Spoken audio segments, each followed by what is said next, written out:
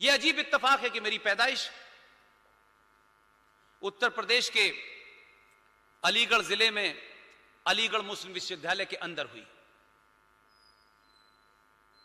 और मेरे जीवन का आखिरी सफर जी न्यूज में 7 महीने रहा हूं लक्ष्मी भाई। आखिरी सफर पाकिस्तान के एक प्राइवेट चैनल का मैं इंडिया हेड था।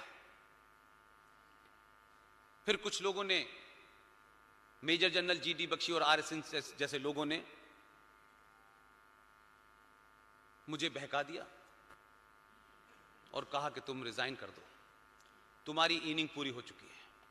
मैंने कहा आप चाहते क्या हैं? बेरोजगार करके क्या चाहते हैं आप मुझे? बोले नहीं, सब हो जाएगा। दोनों ने कन्विंस किया मुझे और मैंने इस्तीफा दे दिया। और उन्होंने स्पेसिफिक कहा, अलीगढ़ में पैदा होना, मैं ये सब चीज नहीं मानता था, मुझे इतना ज्यादा ज्ञान नहीं था। बोले तुम्हारा अलीगढ़ में पैदा होना और इस सफर में आखिरी सफर पाकिस्तान के साथ पूरा होना, यह किसी कारण से हुआ है। मैंने कहा आप ही को पता है, मुझे तो पता नहीं चल रहा। मुझसे इस्तीफा दिलवा दिया, मुझे बेरोजगार कर दिया उन्होंने और कहा कि इन विषय पे बोलो, क्योंकि इन विषय पे हमारे यहां कोई बोलना नहीं चाहता। क्या इसके पीछे की रियलिटी, कोई बात ही नहीं करना चाहता। यह बात अलग है कि बगनबेरिया की डंडी से मौलवी साहब ने 5वीं क्लास तक इतना मारा है कि पहले कलमे से लेकर आखिरी कलमा रटा दिया उन्होंने। रोजा, नमाज, अजान हमारी जिंदगी का हिस्सा था। मैंने भी उसको यह सोच के नहीं कि ये कोई हमारे ऊपर थोपा जा रहा है, सब पढ़ रहे हैं तो हम भी पढ़ रहे थे, अकेले हिंदू छात्र थे। आज वो लोग बहुत परेशान हैं कि ज्यादा पढ़ा दिया इसको, बड़े दुखी हैं बेचारे। रोज मेरा दिन में 15-20 बार गला कटता है, फिर मैं उसे जोड़ लेता हूं। यह सिलसिला लगातार जारी है। तो आरएसएन ने मुझसे यही कहा, तो मैंने कहा साहब आप कह रहे हैं, मैं मान लेता हूं। और उसके बाद फिर मैं ये गली गली मोहल्ले मोहल्ले जाकर के अपनी बात कह रहा हूं। तो मुझे एक चीज का एहसास हुआ कि आज के दौर में जो 2021 का भारत है, 2020, 19 का, 18 का, 17 का जो भारत है, इस दौर में आपके पास एक ताकतवर चीज है कि आप अपनी बातों को तथ्यों पे, इस पार्टी और उस पार्टी और ये विचारधारा और वो विचारधारा से हट करके जो आपके पास तथ्य हैं, फैक्ट हैं, रेफरेंसेस हैं, उसको पूरी ताकत से रखिए। ये समाज सुनता है। Article 35A, Lahore press club में एक गोष्ठी में मैं बैठा था। उस जमाने मेरे पास ओपन वीजा था, मैं बहुत 400-500 बार जाना पड़ा क्योंकि मुझे कोई वीजा लेने की जरूरत नहीं थी। उस लाहौर प्रेस क्लब में बातचीत में एक बड़े अखबार के स्पेशल कॉरेस्पॉन्डेंट ने मुझसे पूछा कि पुष्पेंद्र साहब, आपके देश में आर्टिकल 370 की बहुत बात होती है कि आर्टिकल 370 हटना है, हटना है, हटना है, but you know something about article 35 है। मैंने कहा मैंने तो सुना तक नहीं है, मैं जानता भी नहीं हूं क्या चीज होती है, और मैं लीगल बैकग्राउंड का नहीं हूं, इसलिए मुझे बिल्कुल भी नहीं पता। लेकिन वो मेरे दिमाग में अटक गई बात। मैं आया, बड़े सारे लोगों से पूछा, बड़े बड़े वकीलों ने यह कहा कि आप पागलपने की बातें करते हो यार, तुम कहां से निकाल के लाते हो ऐसी बकवास। मैं तो उस पर बहस नहीं कर सकता था। आखिर में स्थिति यह हो गई, बाकायदा उस वक्त के संविधान को ढूंढना शुरू किया कि इसमें आर्टिकल 35 शब्द कहीं लिखा है तो पता चल जाए। तब एक कागज मिला और पता चला, मई 1954 में भारत के प्रधानमंत्री ने भारत के राष्ट्रपति डॉक्टर राजेंद्र प्रसाद से कहा, आप एक आदेश जारी करें, प्रेसिडेंशियल ऑर्डर कहते हैं उसको, और उस ऑर्डर के तहत ये जो आर्टिकल 35A है, इसको संविधान में जोड़ दें। राजेंद्र प्रसाद ने कहा यह गलत है, तो उन्होंने उनसे कहा इसमें विदेशी मामलात हैं, मैं आपको बाद में ब्रीफ करूंगा।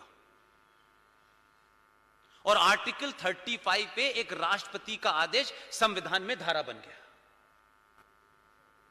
हमारे तमाम दानिश्वरों ने इस 70 साल में आर्टिकल 35A के बारे में चर्चा नहीं की कि यह क्या चीज है। और 1957 में जम्मू कश्मीर का संविधान बना और उस संविधान में आर्टिकल 35A लागू हो गया और वो स्पेसिफिक कश्मीर के लिए बना था। इसमें जो सबसे डेंजरस बात थी, जो 370 में नहीं थी, भारत राज्य की जो केंद्र सरकार है, नागरिकता देने का अधिकार सिर्फ उसे है। लेकिन आर्टिकल 35A ने जम्मू कश्मीर राज्य की सरकार को यह ताकत दी कि जम्मू कश्मीर राज्य की सरकार जिसको चाहे नागरिकता दे, जिसको चाहे नागरिकता न दे। इसलिए जब कोई बात मुझसे कहता है ना कश्मीरियत, इंसानियत, तो मेरा दिल चाहता है दो चांटे मारो उसके। जिन लोगों के बारे में हम यह कह रहे हैं वो कितने शार्प और शूर थे। जम्मू कश्मीर ने अपने संविधान उनका बना 57 में और भारत के अंदर 54 में भारत के संविधान में आई बात थी। लेकिन उन्होंने क्या किया, कितने शार्प लोग थे और कितने लाचार हमारी दिल्ली थी कि उन्होंने कहा साहब हम आर्टिकल 35 पे अपने संविधान में इंक्लूड कर रहे हैं, लेकिन इसके लागू होने की डेट 1944 रखेंगे। यानी जो चीज 1954 में बनी है वो भारत के संविधान में 1954 में आ रही है। वो गलत है सही है उस पर बहस नहीं कर रहा मैं, लेकिन उन्होंने 1957 में जब अपना संविधान बनाया तो कहा 35A के लागू करने की डेट 1944 में रखेंगे। मैं कहता हूं 1944 क्यों, 632 रख लेते, पूरी ख्वाहिश पूरी करो। लेकिन हमारे यहां किसी ने पूछा नहीं कि आप 1944 से कैसे रखेंगे, लेकिन उसके पीछे की मंशा को समझिए, उसके पीछे का जो पूरा कॉन्स्पिरेसी थी उसको समझिए। वो उस वक्त के कश्मीरी लीडर जिन्हें हम कहते हैं साहब वो महान लीडर थे, बड़े सेकुलर थे, उनसे बड़ा कोई मक्कार और कम्युनल और एंटी इंडिया कोई नहीं था। 1944 की डेट इसलिए रखी गई कि 23 मार्च 1940 को लाहौर के अंदर करारदाते पाकिस्तान, रेजोल्यूशन ऑफ पाकिस्तान, पाकिस्तान बनने का रेजोल्यूशन पास हुआ था, जहां अटल जी गए थे लाहौर फूल चढ़ाने के लिए। ये वही जगह है जहां पर मुस्लिम लीग की 23 मार्च 1940 में आखिरी मीटिंग हुई थी और जहां पाकिस्तान बनने का प्रस्ताव पारित हुआ था। 1940 के उस प्रस्ताव के बाद पाकिस्तान में यह हो गया था कि पाकिस्तान किस दिन मिलेगा सिर्फ इतना ही है, लेकिन पाकिस्तान बनने जा रहा है। धीरे धीरे वहां से लोगों का चलना शुरू हुआ। लेकिन हमारे हिंदू भाई, क्योंकि वहां लाहौर की लाइब्रेरी को आप जाएं, सब कुछ अवेलेबल है। मैं 12 साल यही मैंने बहुत काम किया, वही तस्वीरें देखी। कुछ तस्वीरों को, क्योंकि यहां माएं बहनें बैठी हुई हैं, मैं डिस्क्राइब नहीं कर सकता। वो छपी हुई है लाहौर की लाइब्रेरी में, और मैं सोचता हूं इतना सब कुछ होने के बावजूद भी ये बीमारी हमारे अंदर से गई नहीं। लाहौर की सड़कों पे लक्ष्मी जी, हिंदू महिलाओं, सिख महिलाओं को निर्वस्त्र करके नचाया गया और सरदारों से कहा तुम ढोल बजाओ। वो ढोल बजा रहे थे लाहौर की सड़कों पे।